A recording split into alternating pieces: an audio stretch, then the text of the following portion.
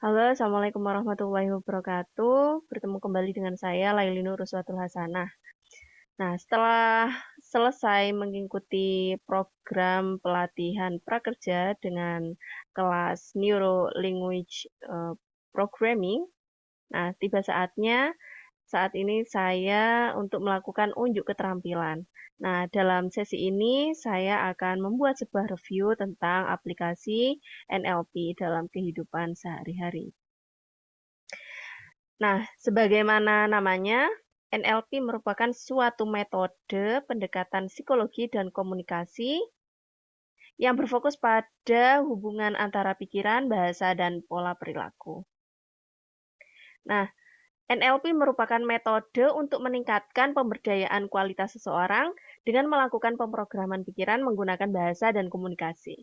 Sehingga inti dari NLP adalah bagaimana individu melakukan sesuatu secara sempurna atau optimal dengan mempelajari model yang terbaik, baik itu internal maupun eksternal. Nah, salah satu aplikasi yang sering kita jumpai, aplikasi NLP ya, adalah psikoterapi fobia. Nah, sama halnya dengan contoh tadi, saya mengaplikasikan NLP untuk membangun hubungan baik dengan diri saya sendiri, atau dalam istilah NLP disebut sebagai intrapersonal repo. Nah, kita ketahui juga NLP itu mempunyai 4 pilar. Nah, berdasar pada 4 pilar tersebut, saya merumuskan outcome thinking atau tujuan saya dalam pengaplikasian NLP ini adalah untuk membangun intrapersonal repo. Nah, selama ini saya itu selalu underestimate dengan diri saya sendiri. Berpikiran negatif, merasa tidak berharga, insecure, dan tidak percaya diri. Nah, saya ingin merubah cara pandang saya yang negatif tersebut menjadi lebih positif sehingga saya dapat memaksimalkan potensi dan pengalaman yang saya miliki. Nah, setelah menetapkan tujuan sebagai pilar yang pertama, beranjak pada pilar kedua, yaitu melatih sensory activity. Nah, ini tercemin dari bagaimana pikiran kita memaknai dunia dan bagaimana diri kita atau saya menilai diri saya sendiri. Nah, pada tahap ini saya mengasah kepekaan terhadap apa yang saya rasakan, baik itu fisik maupun psikis, ketika ada rangsangan dari luar tersebut atau ketika terpapar suatu informasi, ya seperti itu. Kemudian pilar yang selanjutnya adalah repo atau membangun hubungan baik dengan diri sendiri ataupun dengan orang lain. Nah, ini tujuan saya, aplikasi saya kan tujuannya adalah untuk membangun repo. Nah, di sini pilar yang kedua yaitu repo. Jadi saya mengaplikasikan apa dari pilar NLP ini sendiri. Nah, dalam konteks ini saya membangun hubungan baik dengan diri saya sendiri.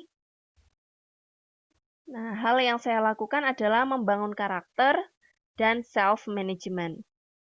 Nah, saya memulai membuat habit-habit yang positif tentunya, seperti membantu pekerjaan rumah, seperti itu. Karena saya merasa puas atau bermakna ketika saya bisa membantu orang lain, seperti itu. Nah, selain itu, saya berusaha selalu being present atau ya melakukan sesuatu itu ya pikirannya ya ketika ada di situ gitu loh, tidak kemana-mana seperti itu. Nah, juga melatih diri untuk mindful ketika melakukan aktivitas. Nah, tentunya ini tanpa sadar dapat mengatasi persoalan disorientasi waktu pada diri saya. Nah, disorientasi waktu ini juga salah satu masalah dalam diri saya seperti itu, karena manajemen waktunya tidak tepat seperti itu. Nah, dalam prosedur merubah diri tentunya dalam proses merubah diri tentunya tidaklah mudah. Pasti ada suatu momen saya gagal menerapkan suatu cara atau metode atau model untuk mencapai tujuan saya tadi untuk membangun repo dengan diri saya sendiri. Nah, pada kondisi tersebut saya tidak menyerah.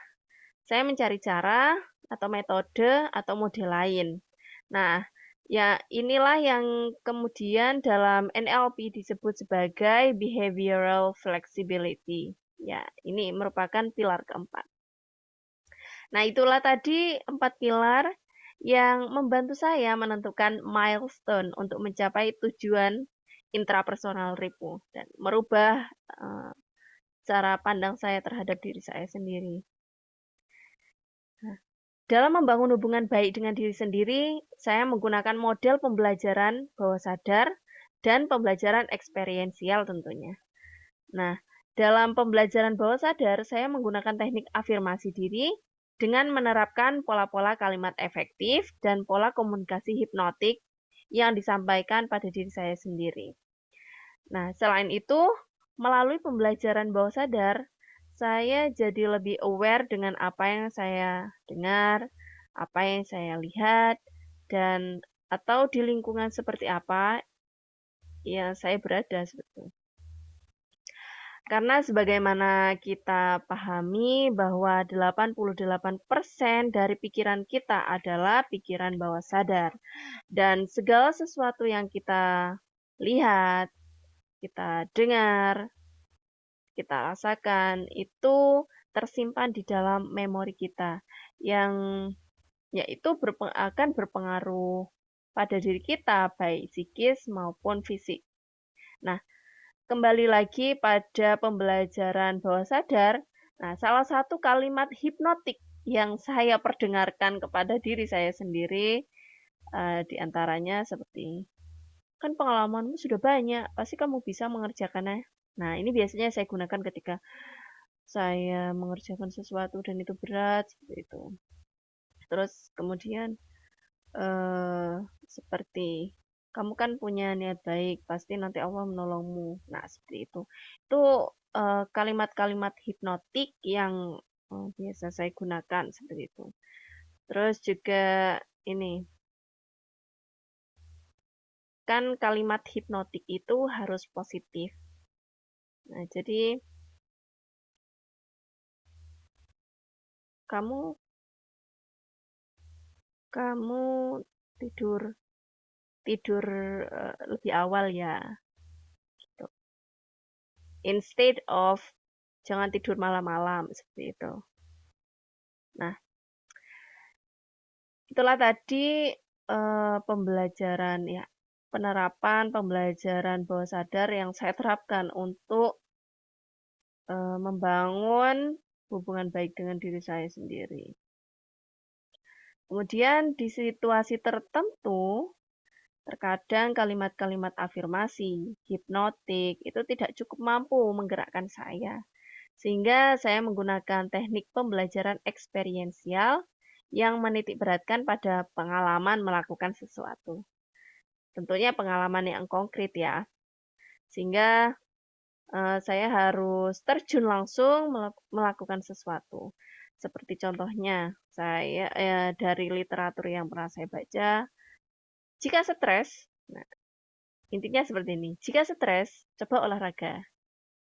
Nah, itu tentunya pada awalnya saya ragu, tapi kemudian ketika saya mencoba dan ternyata memang benar gitu.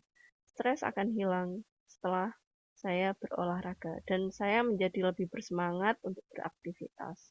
Nah, dari proses pengalaman yang konkret tersebut kemudian saya merefleksikan seperti itu. Oh iya benar ketika olahraga, badan gerak, ternyata itu bisa mempengaruhi psikis kita seperti itu, stres bisa hilang seperti itu. Ya, nah dari yang saya paparkan tadi, bagaimana saya menggunakan cara-cara NLP untuk membangun hubungan baik atau intrapersonal repo dengan diri saya sendiri. Nah, saya berkeyakinan bahwa, ketika intrapersonal repo saya sudah tepat, sudah baik, sudah sebagaimana mestinya, pasti nanti, interpersonal repo, yaitu dengan, ketika menjalin hubungan dengan orang lain, ketika berkomunikasi dengan orang lain, ketika mempunyai tujuan tertentu dengan orang lain yang mengharuskan untuk bisa berkomunikasi dengan efektif, seperti itu dengan orang lain, pasti itu akan bisa mengikuti seperti itu. Maka, eee eee, untuk maka dari itu, dalam penerapan NLP ini saya memilih, eee, tema membangun repo dengan, diri sendiri seperti itu. Itulah tadi yang, bisa saya sampaikan, semoga bermanfaat. Kurang lebihnya saya mohon maaf. Wassalamualaikum warahmatullahi wabarakatuh. Yuk.